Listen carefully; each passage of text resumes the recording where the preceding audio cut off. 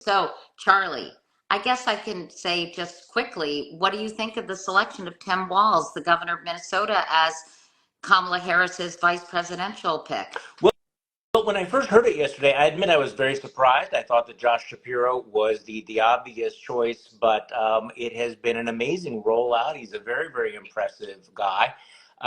He's in my home state of Wisconsin right now, up in Eau Claire. And Right. a few hours ago, I got a call from a reporter who said, "Hey, our signal may break up because I'm in traffic here. I'm in blocked traffic trying to get to this rally." And I thought, okay, so you're in traffic in Eau Claire, Wisconsin. That's kind of a tell. So the Yeah. fact that, and this is kind of a home field advantage for him, but I think that what you saw in that rally in Philadelphia, what you're seeing today, is an indication that he's generating an awful lot of enthusiasm for now, because there are some caveats Okay. coming. Okay. So I'll bite. What are those caveats? What do you think is going around the corner that potentially is problematic for the ticket? Well, first of all, I mean, number one, we all ought to remind ourselves that the number two pick on the ticket very seldom actually makes a difference. People tend to vote for the top of the ticket.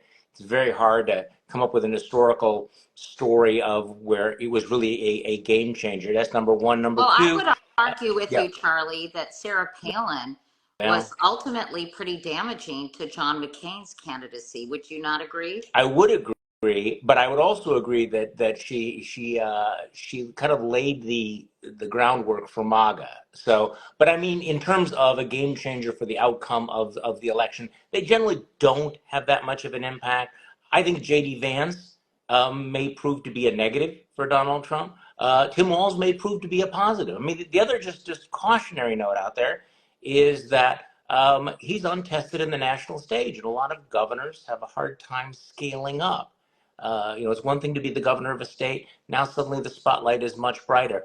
However, he brings to the ticket something very, very interesting. I know that there's going to be a lot of talk about how progressive he was as governor. He was actually much more centrist as a congressman.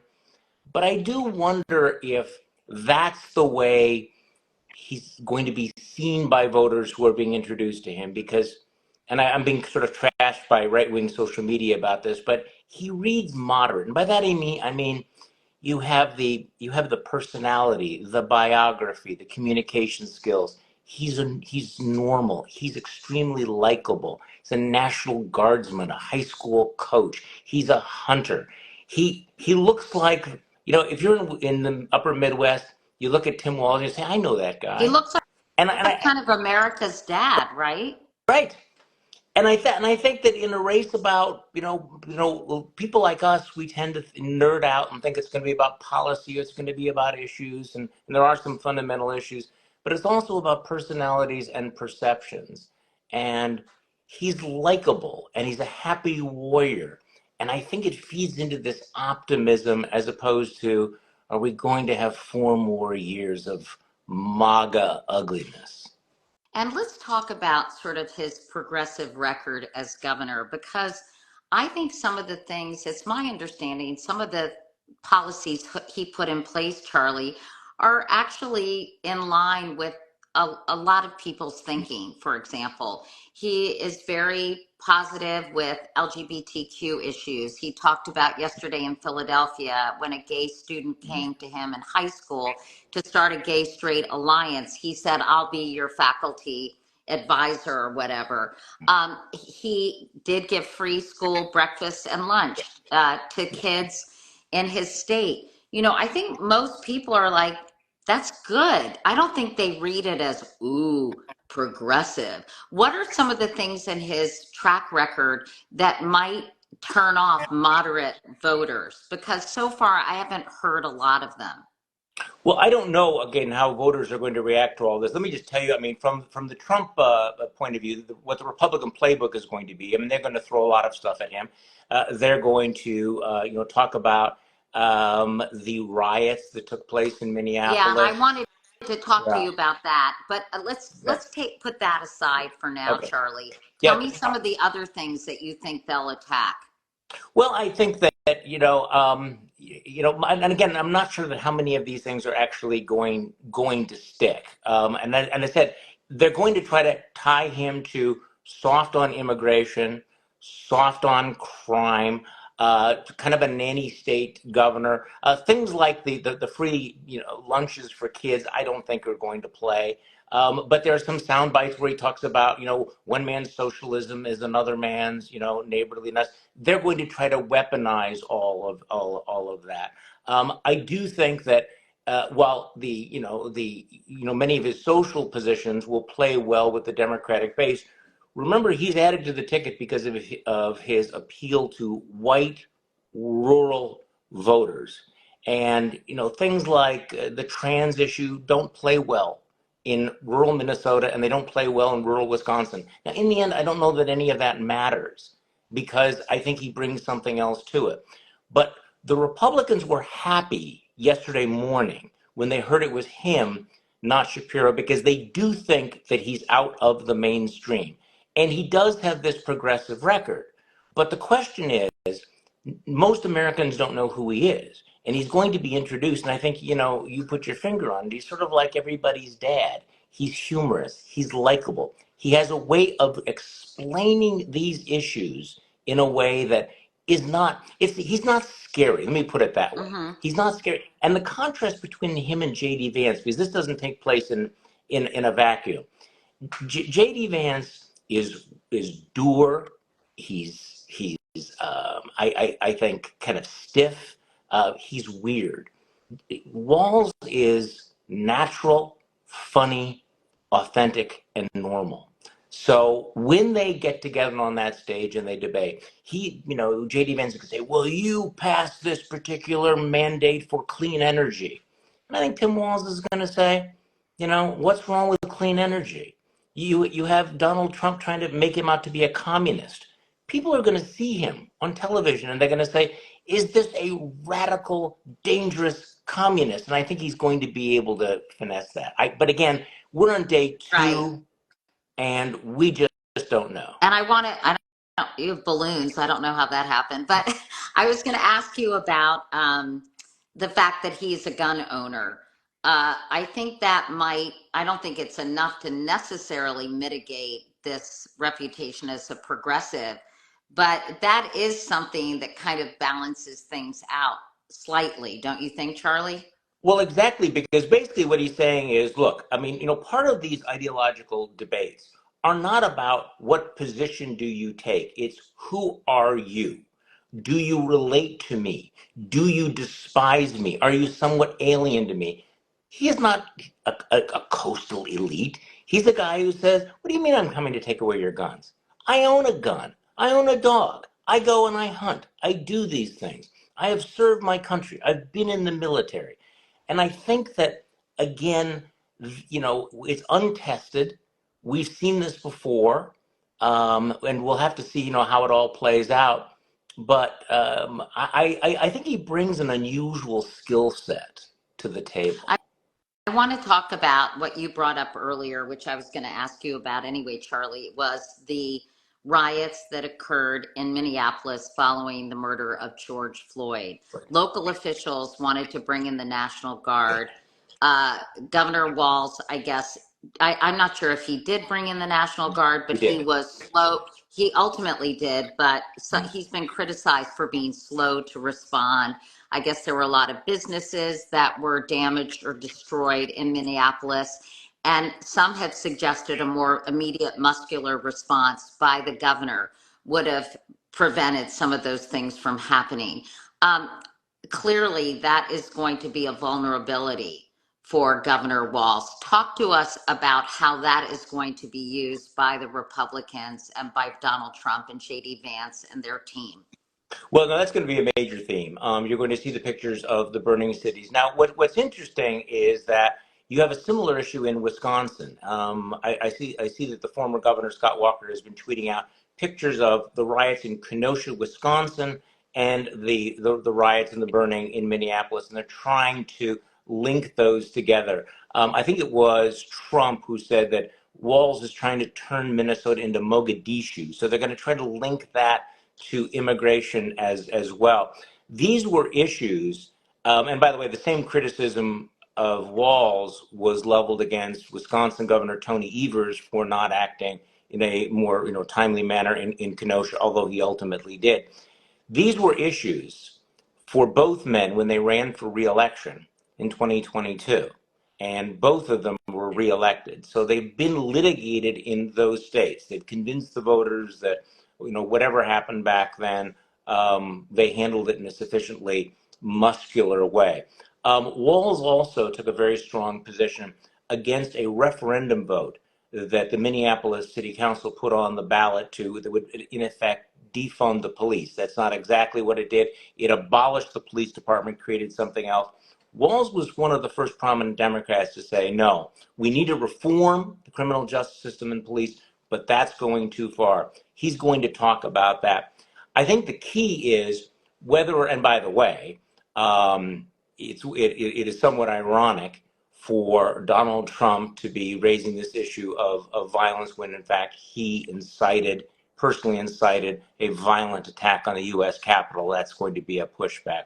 But I think the larger question is whether or not people really want to relitigate what happened 4 years ago in Wisconsin and in Minnesota, or whether or not, as Kamala Harris and Walz have been doing, shifting the focus to the future. We're not going back. And I think this is the big question I have about this election. Is this going to be a forward-looking election, a change election? Because not to get too historically wonky, but you remember there's been a couple of years, a couple of elections where there was this sense that we just have to turn the page. 1980, with Ronald Reagan. Ronald Reagan was far to the right of, I think, most Americans. People were willing to overlook the ideology because they just wanted a change. 2008, another election where Barack Obama, there were a lot of negatives that you could bring up about things he had said, things he had done, positions he had taken, and yet people really were in the mood to change the page. And I have the feeling that right now what we're seeing at least raises the possibility that we're seeing that kind of an election, rather than elections sort of fought out on the trenches about what was your policy on school lunches or the forgiveness of student debt and all of those kinds of things. I also thought it was interesting that they used the word joy. I think Tim Walz talked about joy and optimism, and Kamala Harris said we'd like to raise people up instead of put people down. So I think they're really trying to show a contrast between sort of the vibe, which is the current word of the day, of both of these campaigns. I'm curious, a lot of people are asking in the question section, why didn't Harris pick somebody who was a little more moderate to balance out the ticket? What are your thoughts on that? Well, that was my reaction yesterday. When I said that I was surprised, I thought that Josh Shapiro ticked a lot of those boxes. I do think that, look, Kamala Harris has to do two things. I mean, number one, she has to win the Electoral College, which is why I thought the Pennsylvania play was kind of a no-brainer. But also, she has to convince the swing voters that she's not this dangerous radical that Donald Trump is portraying her as being. I think he went on Fox News this morning and said she's literally or maybe that was Elon Musk. I get them confused. Said she was literally a communist, which is ludicrous. So I do hope that the ticket moves to the center. I do hope that they reach out to centrists. And there was some disappointment, at least initially yesterday, among never Trumpers or some of those disaffected Republicans. Like, are you talking to us, or are you just running a base campaign? Are you giving the progressive wing of your party a veto power, which would be disturbing? But maybe it's possible that by picking Walz, who, again, I think gives off moderate vibes. And I think he oozes kind of common sense. Right. I think that does it. But also, maybe it gives her now a little bit more cover for her to pivot to the center. I read that. Right. I mean, she has taken some pretty left-wing positions back in 2019 and 2020, and she's backed off from many of them, and hasn't really paid a price for it. But I think this makes it easier for her to do. And again, what really matters is what she does and what she says and what the perception of her is, because that's what people are going to vote. I mean, a lot of people have been asking me today, well, how is Walz going to play in rural Wisconsin? I said, well, we'll have to find out. We don't know. It's going well. But let's put it this way. There's no one in rural Wisconsin who would say, I am really uncomfortable with Kamala Harris. I cannot vote for her, but I'm going to vote for the ticket because of Tim Walz. It just doesn't work that way. So the whole ticket has to make that move. Some people are asking why Vice President Harris. Well, before I get to that, I wanted to ask you about Pennsylvania because someone asked about that. Without Josh Shapiro, is it still possible for the Democrats to win Pennsylvania? After all, he gave a very rousing speech, despite the fact that he was ultimately not picked as VP. And he obviously is going to be an enthusiastic campaigner. I guess it's Western Pennsylvania that is the concern. Where does this leave Pennsylvania now that Josh Shapiro is not the VP candidate? Well, first of all, that's a really, really, really good question, because there's no mathematical formula that I know of where the Democrats can win this election without winning Pennsylvania. So, but yes, the quick answer is yes. Of course, she can still win Pennsylvania. I mean, Pennsylvania is still a closely divided state. The advantage that Shapiro had was that he's won 3 consecutive statewide elections. He's got a 61% approval rating. He won a re-election by 15 points. But there's no guarantee that that translates directly into the presidential race. Now, the fact is, what you saw last night was the fact that he's still fully engaged and is enthusiastically backing this ticket. He will now, as the governor of Pennsylvania, be able to spend pretty much every single day in Pennsylvania campaigning for this ticket. So, no, it doesn't take Pennsylvania off the table. And obviously, with Tim Walz, she's looking for his appeal in more states, not just in Pennsylvania, but Michigan, Wisconsin, Minnesota, those other states that are very much in Do you play. think that President Biden still has some mojo in Western Pennsylvania? After all, he's the son of And Scranton. He played very well during the election. Do you think that he'll be used, or is he going to help or hurt the ticket at this point? I think that at this point he helps the ticket. Now, having said that, I was one of those that thought that he should step aside, and Right. I frankly, just mean I'm as a campaigner. no, I understand. I mean, but now that he has stepped aside, you'll notice that his approval rating is ticking up, and I think people perceive him differently, and so I do think he'll be able to go back to Scranton and play that working class, middle class Joe kind of card again, and I hope that he does, because I think that he can be a significant player, and I think that you're going to see what his campaign mojo is very, very shortly when the Democrats have their convention in Chicago, because that first night he's going to be the featured speaker. And that's going to be quite a moment when the President of the United States comes out on stage to pass that intergenerational baton. I mean, I can't remember exactly when you and I spoke, Katie, but I'm guessing that back then, when we thought about that Chicago convention, it was going to be this sort of grim funeral march. And Right. now it's going to be something, very different. But yes, Biden can make a difference, and I suspect he will. Two other questions, then I'll let you go. One is going to take a bit of time, but a lot of people are asking why Kamala Harris has not sat down for any interviews. This is frustrating for journalists like me, frustrating for other people. I think President Biden did very few interviews. It was very frustrating, and I think it does the American public a real disservice. On the other hand, President Trump, I think she's probably thinking, well, is he going to do many interviews? And his style, he just rolls over anybody who tries to ask him a question. So do you think she's well served to meet the press, if you will, and face some tough questioning from people?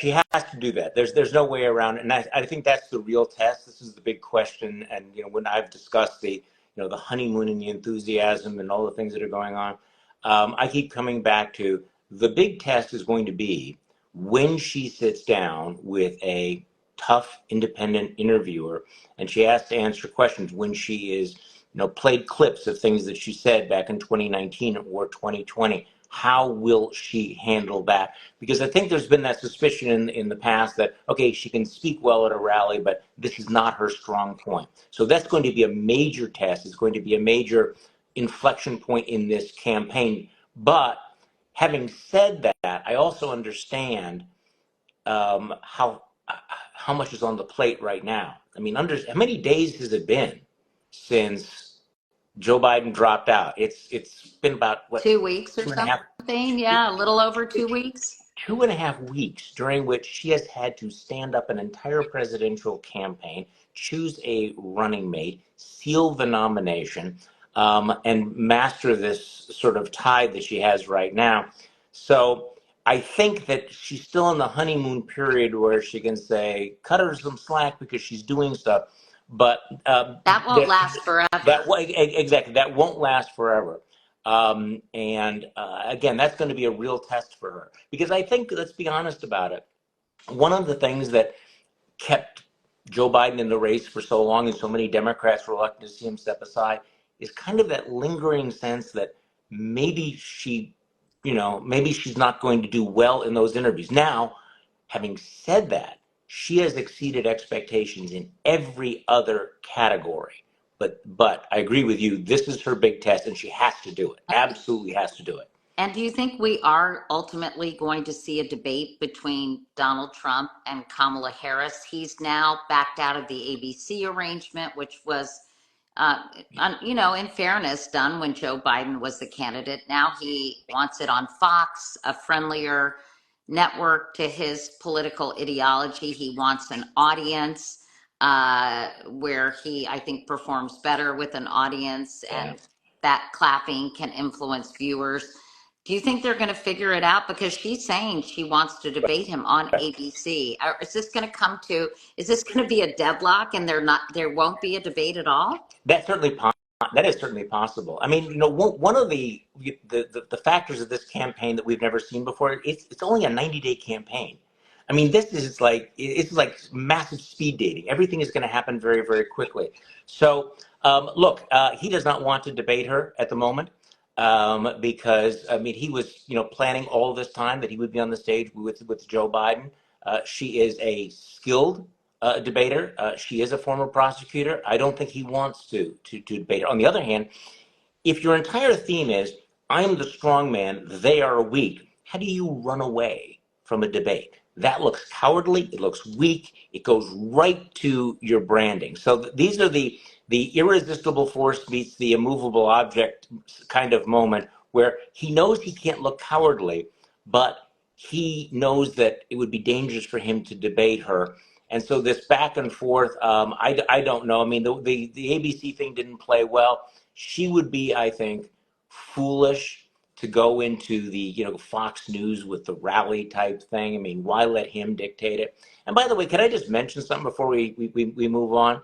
It's we always need to keep this split screen in mind. I know we say it, but all the focus on Walz and Kamala Harris. Meanwhile, while all of this is going on, Donald Trump continues on a daily basis putting out this gibbering nonsense. Well, that was These going to be my what? next Oh, I'm sorry. question. Okay, I should have No, no, anticipated no, that. no. That's The, okay. That was going to be my next question because earlier this morning you were speaking on Morning yeah, Joe about former President Trump and you said, quote, can we just say it? This man is not well. So while we're talking about the policies of the Democratic ticket, take a deep breath and recognize that the former president of the United States is having a cognitive mental breakdown in real time in plain view. Um, oh yes. those are pretty strong words, Charlie. Tell me why you said that. Well, in part it was because of this bleat that he put out yesterday, where he's engaging in this bizarre conspiracy theory that somehow that Joe Biden is going to crash the Democratic convention and want to take back the nomination, that he was the victim of an unconstitutional coup. I mean, this is the kind of thing that if somebody was shouting this on the street corner, you would probably call 911. If it was a relative, you would ask for an intervention of some kind. Not to mention, this comes just a few days after his bizarre birtherism 2.0 racial attack on her. And the fact that he's When he taken said heads, that the National right, Association of Black Journalists, just for our viewers, that Kamala Harris was right. not black or has become black recently. I mean, what the hell? And I actually, and this is a sincere question, I put this out on whatever Twitter is called these days. Could somebody explain to me why he has decided in post after post after post to give her the nickname of Kamabla?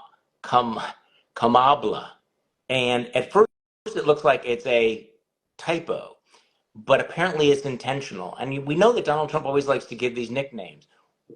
I want someone to explain why he thinks that's clever. Is it supposed to remind people of Obama? Is it some sort? I just honestly, the part of the weirdness of our year, of our political world, is this asymmetry where the Democrats go on and they act like quasi normal politicians, and if they slip up, they're called on it. Where meanwhile, over in the corner, you have the former president of the United States with these just lunatic rants. And he has spent years now saying we can't have an old guy with signs of cognitive decay in the White House. Well, Joe Biden's gone now. So who's the old guy in the race? Who's the guy with the cognitive decline in real time? And I think that part of what's happened is we've become numb to this. So we've normalized this stream of consciousness gibberish and these conspiracy theories as well. That's just Trump being Trump. Well, no, this is a man who wants to be president of the United States again. But Charlie, I guess the question is, then I'll let you go, is this does not, you can talk about it. You can say it's a cognitive mental breakdown, that he's unhinged. I was watching what he was saying on Truth Social during the rally in Philadelphia. And yet, do you think it alienates any of his supporters? I mean, it doesn't really matter what he does. Yeah, well, it should, and again, we need to break down the electorate into the hardcore MAGA-based supporters, where it doesn't matter what he does. I mean, look, he's a convicted felon. And He what has been found he liable. said, I can shoot somebody on Fifth Well, he could Avenue. That was in rape someone. Yeah, 2016. well, he could rape someone in the middle of Fifth Avenue, and it apparently will not make any difference. But those are not the voters who will decide the outcome of the 2024 election. There is this group of, I think, either soft Republicans, moderates, whatever, who are watching all of this. And again, the split screen. You talked about the happy warriors before. If we get to November and it's the choice between happy warriors, normal people, versus this demented and deranged man who tried to overthrow the government, I think there are millions of voters who are going to say either I'm going to vote for her, or I am just not going to vote for 4 more exhausting years of Donald Trump. So yes, I do think, but I also think that it's important for us not to Become lose inured sight of who and to what. it. Exactly. And and do you think, obviously, JD Vance has not had a particularly successful few weeks. Do you think there's a chance that Donald Trump will panic and get rid of him? Yeah, well, look, anything could happen in 2024, right? I mean, Right. anything can happen. I think that's extremely unlikely. But it was a terrible choice. And for all of the sort of hand wringing about Tim Walz, and I've engaged in some of that myself, there's no question about it that they're not even remotely comparable. JD Vance brings very little to the ticket. And by the way, just since we're talking about what's going on today, so Kamala Harris and Tim Walz have drawn these massive crowds in Eau Claire. For some reason, they've decided to have JD Vance shadow the campaign. And so he is in Eau Claire, Wisconsin as well. And quite frankly, it looks like the crowd that he drew looks like a tailgate party in Wisconsin standard, by Wisconsin standard. There are more reporters than people. It's what the Trump campaign wanted. It is embarrassing. The last thing on earth that they should be doing is setting up a contrast between J.D. Vance and Tim Walz right now. And we know how deeply Donald Trump cares about optics and crowd size. I mean, that's a continuing theme. Can I ask you one more quick question, Sure. Charlie, before you go? Only because I know that this has been discussed and you have strong feelings about it. And one of my viewers asked, was Josh Shapiro not picked because he's Jewish? And I have heard people theorize that perhaps the Harris team doesn't want to put Israel and Gaza front and center in this conversation. A friend of mine, Brian Goldsmith, who I know you know, said that Tim Walz has actually more pro-Israel views than Josh Shapiro. But can you kind of unpack that for us? Well, I'm actually trying to unpack that for myself because that was one of my concerns. Yesterday morning, what happened? Why did they not pick Josh Shapiro? There was a vicious and in many cases malicious attack on Josh Shapiro for his position on the Middle East and his position on the student protest. It was interesting because all of the candidates were pro-Israel. Tim Walz has a very, very solid record being pro-Israel. Josh Shapiro had been very, very critical of Benjamin Netanyahu, and yet it was only Shapiro who was tagged as Genocide Josh. And so the concern was, did the Harris campaign blink? Did they give in to what appeared to many observers to be at least, tinged with anti-Semitism? The more I hear about it, the less I think that happened. But you're going to hear discussion about it. I don't think that Tim Walz represents a dramatic change in the party's support for Israel. And simply because there are some bad actors out there, I don't think that that was a factor. And of course, Kamala Harris can point to the fact that she's married to a Jew. So, how can you really tag her with being hostile to Jews? But that was one of the concerns out there, and I have to say I'm feeling better about that. I'm hearing more reporting, from Politico and the New York Times that would suggest that there were other factors that were far more important. Which were what? Sorry, I got to sneeze. Well, the rapport. Oh, Excuse me. God bless you. Thank you. Um, I think that she was looking for somebody she had more rapport with, somebody who is very, very well liked. And one of the things in politics is a lot of times you can be a successful politician and people don't like you. It's pretty obvious now that people like Tim Walz, that people on both sides of the aisle, his former colleagues in the House like him. Nancy Pelosi was endorsing him because they wanted one of their own. I think that she saw somebody who was an effective campaigner, Also, very somebody good who was on social media. And, he right, coined the whole the Donald weird, Trump is weird thing. yeah, And I think that was has been very effective. I don't know if people are right. going to get tired of it, but he seems he just has this everyman quality, I Well, think. and I think that's where I was thinking of, like, balancing the ticket, like you need a centrist. Maybe the calculation was that the balance needed to be that you needed somebody from the beer track, as they say. There's the wine track, and then there's Yeah. the beer track. There's the highly educated coastal, folks, and then there's the guy that looks like you just met him at the hardware store. And by the way, I said this yesterday, and somebody said, well, it's very condescending to say this about the beer track. Look, I am in Milwaukee right now. I am in Wisconsin. When we say beer track, that is not And condescending. That means you eat he cheese curds, Charlie. You eat cheese absolutely, curds for crying out and loud. But I and was thinking cheese and that as sausage. well. And Yeah, even when he took a shot at JD Vance going to Yale, you did feel this sort of middle of the country state school vibe, yeah, right? At juxtaposed against sort of a more Ivy League or sort of right. coastal elite vibe. Well, also, the big divide in American politics is urban versus rural. Right. So she balances out. She's urban, he's rural. So that is a different kind of balance. And again, no one knows how this is going to play out. We are in day two. He hasn't been fully tested. I've seen lots of governors look good for a while, ask Rick Perry or Scott Walker or Ron DeSantis. But he has an appeal that is quite distinctive in American He has politics. an authenticity, but Yes, also I think the short campaign works in their favor because they have momentum.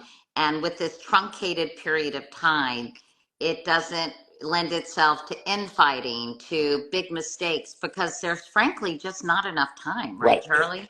And they haven't peaked yet because they still haven't had the Democratic National Convention. I mean, normally that's when you have a bump. And think back to the Milwaukee Convention. Donald Trump came off that very dramatic assassination attempt. He had a more or less successful convention, except for his speech. He was in this dominant position, and yet he didn't get a bump. He didn't get a post-convention bump. Well, that's still ahead for the Democrats. This Democratic convention is going to, I think, embody a lot of the things that you've seen over the last 2 weeks that you're seeing on the road. So what would have been, I think, kind of a grim event is going to be, you're going to have all of this happy warrior energy on full display. And I would not be surprised if she got a bump. And we live in an era right now where you don't need to have an 8 to 10 point bump to change the game. 3, 4 points, particularly, or 1 or 2 points in the swing states can be decisive. And that's still to come for them. Well, to be continued. Charlie, thanks so much for your time. I always love talking to you. I appreciate it. And thanks to everyone for watching. Thank you. See you Anytime. soon. Okay, bye, Bye. Charlie. Bye.